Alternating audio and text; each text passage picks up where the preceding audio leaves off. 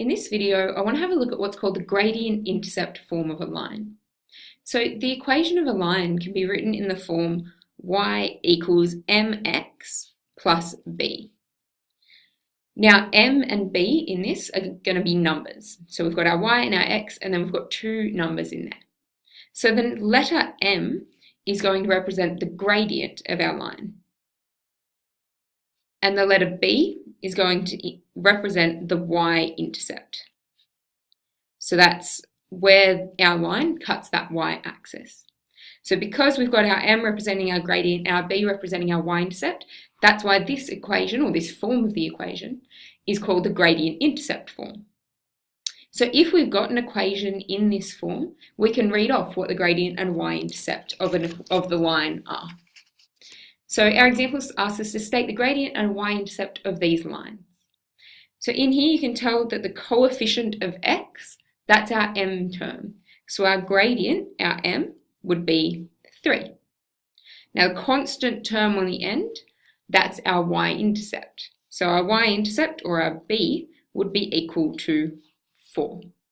So you can write the words gradient and y-intercept, or you can use the letters m and b. Right, our next question. Our coefficient of x, because it's just an x there on its own, that means that the coefficient is 1. So that means our gradient is equal to 1. Now our y-intercept is the constant term. It's the term that's on its own on the end. So that would be there our minus 5.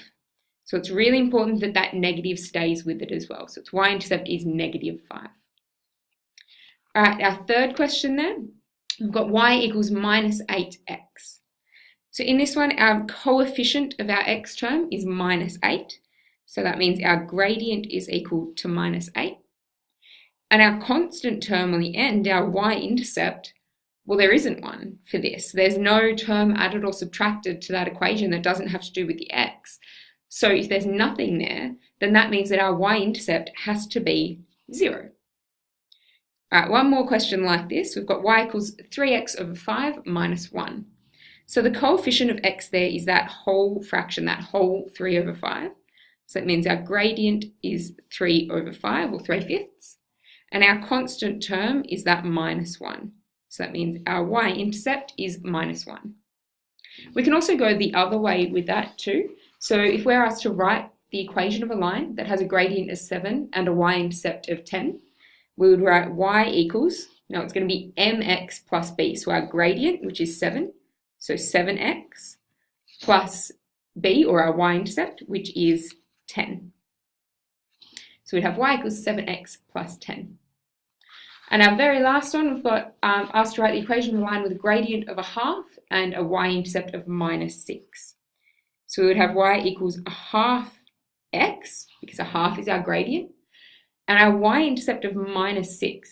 Now, even though our equation says plus b, because it's a negative, we're going to write in minus 6 there. Now, we could also write that as x over 2 minus 6 instead, if we wanted to. Instead of having the coefficient of a half, we could write it as x over 2, which means the same thing. So it's a quick introduction to the gradient-intercept form of a line.